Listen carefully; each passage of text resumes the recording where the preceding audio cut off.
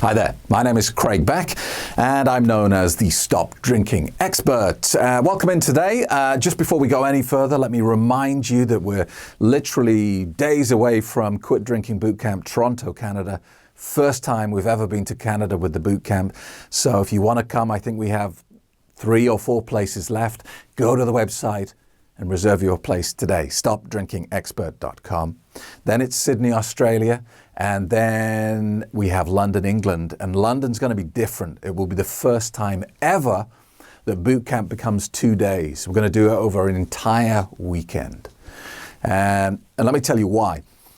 We're going to do day 1 as normal. Day 1 will be about how you stop drinking without willpower, without AA, without medication. And day 2 is going to be about dealing with the reason why you were drinking in the first place. Because the vast majority of people are drinking to cover up a bigger problem. You know, it may be that they're bored and they're lonely, or they're in a dysfunctional relationship, or they're just miserable with life, or they have debt problems, or whatever the problem is. Now, obviously, if you take away the alcohol, which has become their coping mechanism, without addressing the underlying problem, then all that happens is you get people who become sober but miserable. And that is not an outcome, obviously, we want to aim for. So bootcamp becomes 2 days from June this year in London, England. If you want to come, now is the time to book your place because you get 20% off as an early bird booker. StopDrinkingExpert.com. Okay, today, I want to talk a little bit more about the Sinclair Method and Naltrexone and the whole concept of using medication to deal with alcohol problems. And because I get a lot of emails about this, and I'll be honest with you, I get a lot of hate, I'll get a lot of abuse from people about my stance on this. And I'll remind you right here and now that I am not a doctor and I'm not here to give medical advice. All I am is a coach who used to be a problem drinker. And so back when I wrote my book, Alcohol Lied to Me, I told you in this book how I quit drinking. So I also told you what I tried that didn't work for me. And that's why that I say to people that AA doesn't work, because it didn't work for me. I'm not saying it doesn't work for everyone. I'm just saying that for me, it didn't work. And my stance on taking a drug to fix a drug problem is based on the same foundation. First of all, it doesn't make any sense to me to take a drug to fix a drug problem. And also, I tried it and it didn't work. I mean, worse than that, it nearly killed me. So that's always been my stance. I never say you absolutely must not do this. You must not go to AA. You must not take drugs to fix your alcohol problem. I just say it didn't work for me. But despite clarifying that over and over again, people get very angry. I get very sort of overzealous AA members who get very angry with me and insist that AA must be the only way you can do this.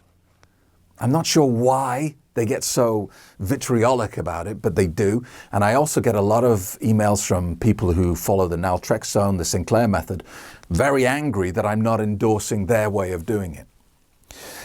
Now, recently, people have noticed that my responses to these questions have softened somewhat, and some people are asking the question, have I changed my mind on medication to deal with alcohol addiction? And the answer is yes and no. So let me explain why. First of all, let's talk about what the Sinclair Method is.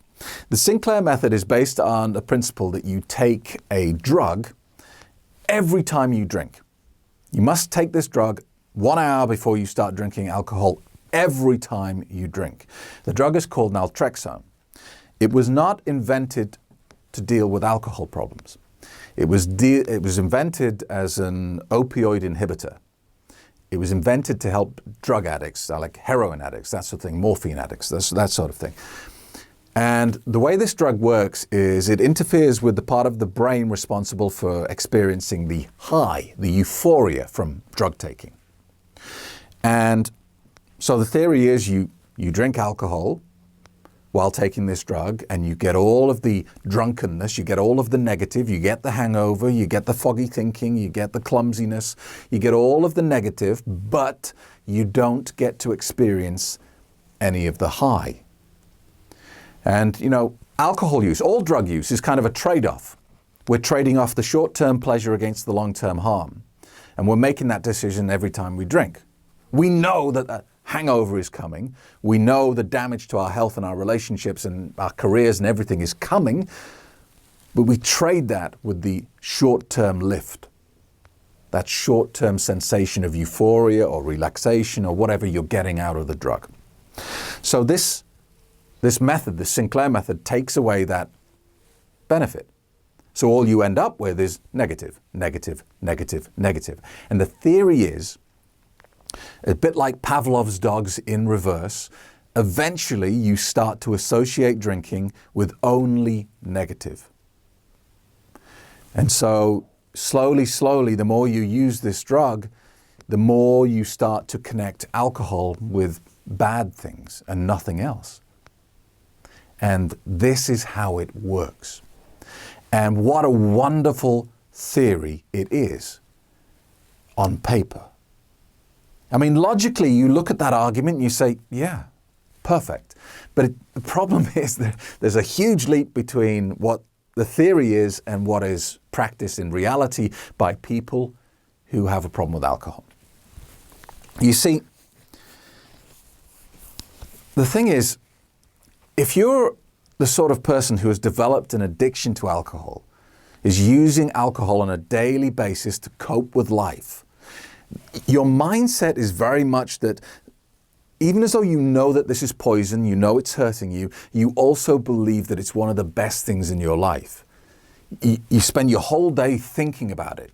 You spend your whole day at work stressed and thinking, but when I get home, I can just chill out and relax and have a beer or have a glass of wine. And so in our minds as problem drinkers, we see this thing that's hurting us as one of life's little treats. We, as much as we want to give it up, we also don't want to lose it because we see it like that. And so here's where the Sinclair Method and naltrexone and any medication for drinking falls over. You have to count on the person who has lost control of their drinking to routinely, regularly take a tablet that's going to steal all the good stuff from the drug they love.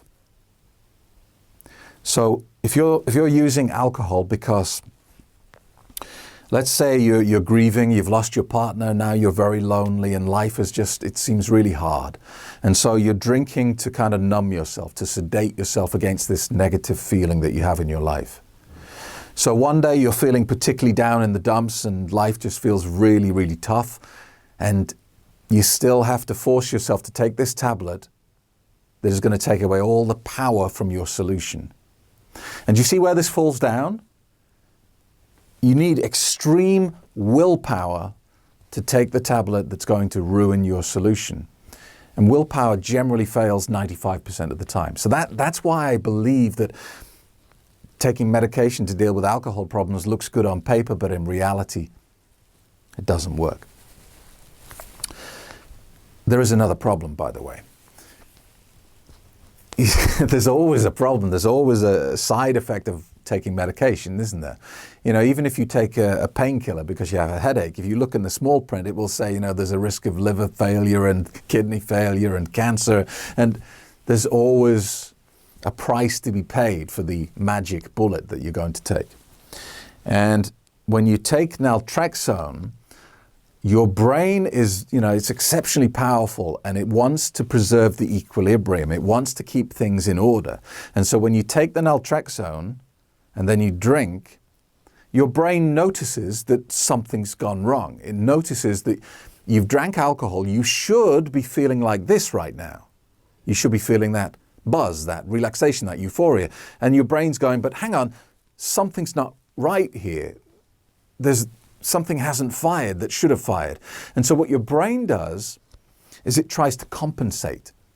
So it gives more resource and more power to that part of your brain responsible for picking up those feel-good chemicals. It's like it turns up the volume because it can't hear it. Now, where this causes a problem is if you miss a dose. So if you take the naltrexone every day for a week, and then you decide, it's Saturday, I'm going to give myself the day off, and you don't take the naltrexone on the Saturday and you go drinking, you're going to get a massive rush of that sensation that you've been missing because your brain has been repeatedly turning up the volume to try and hear it. And what we've seen with people on medication like this is that when they fall off the wagon, they fall off big time. They have a huge binge of alcohol because they get this tidal wave, this tsunami of endorphins released into their brain. And it's like they go crazy because they've been starved of it. So that's an additional problem to be aware of. And so how has my view changed? And the answer is, I still don't recommend, I still don't endorse taking a drug to fix a drug problem because it doesn't make sense to me. Although I will admit that my stance on this has softened. I think the Sinclair Method and naltrexone, Campral, any other drug, Antabuse, is a tool in the box. What I don't think it is a cure for the problem. I think it treats the symptom only. So if you're asking me, Craig, shall I use naltrexone to quit drinking? The answer is no. Can I use it as a tool to help me in the first couple of weeks of getting off this drug? Then I don't see any problem with that as long as you don't miss a dose. As long as you are disciplined and you make sure that you take it every time you drink. But what you must do, regardless of whether you use this or not, is you must address the underlying problem. And that comes down to your belief structure around this drug. The reason willpower doesn't work when it comes to alcohol is because you have to repeatedly force yourself to avoid the thing that you believe is a benefit in your life. And that is super tough to do because you're always going to feel like you're depriving yourself. And it's exactly the same as why 95% of diets fail. Because the moment you go on a diet, you are depriving yourself of something you enjoy, something that adds pleasure to your life. So if you go cold turkey and quit drinking, but you still believe that it helps you get to sleep at night, and then you have to spend the next how many nights tossing and turning because you can't get to sleep, you're going to feel pretty pissed. You're going to feel pretty annoyed that you can't use the solution that you have to your problem. And so the reason my course works, my online How to Stop Drinking course, is it takes every single one of your beliefs around this drug and deconstructs it. It removes the foundations behind it until you get to the point where you can no longer look at alcohol in the same way again. You don't look at it as a benefit. You can only see it as the negative that it really is. And once you get your programming correct, then it becomes easy to stay away from alcohol because you're not depriving yourself. So if you want to deal with this problem, you absolutely have to take that intelligent, logical approach to it and deal with what's in here. If you want to use some sort of medication prescribed by your doctor, then I don't see why that's a problem.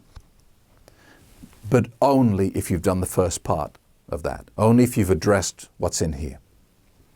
And believe me, I believe 99% of the problem is here. And that's why boot camp is now 2 days, because I want to make sure that we get right down into the root cause of why you're drinking and deal with it. So many people are carrying trauma with them from their childhood, incidents that happen that they don't want to go back and remember. Some people have repressions of bad things that happen to them.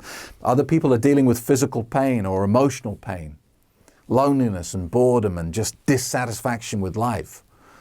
And so fixing all these other problems is a much more important part of this process than just popping a tablet. And I know people want to take a pill because it's easy, but rarely is the answer to these big problems in life easy. So I hope that clarifies it. My stance hasn't changed dramatically, but if you come along to boot camp and you say to me, Craig, I'm going to stop drinking following your advice and doing the course, but I'm also going to use some Antabuse just to make sure, then I'm not going to kick you off boot camp or I'm not going to give you a lecture. That's fine. As long as you've done the foundation work, as long as you've done the important stuff and what's in your head first, I can't see a problem with it. I remind you once again, I'm not a doctor and I'm not here to give medical advice. You must speak to your GP about anything relating to prescription medication. So thank you very much for being with me today. I'll remind you that every day I have a free quit drinking webinar. I'd love for you to join. Go to the website right now for details, stopdrinkingexpert.com. Please like and subscribe and comment to my YouTube channel, and hopefully I see you at Quit Drinking Bootcamp at the end of the month. Thanks for watching. Worried about your drinking? Why not join us for a free quit drinking webinar? www.stopdrinkingexpert.com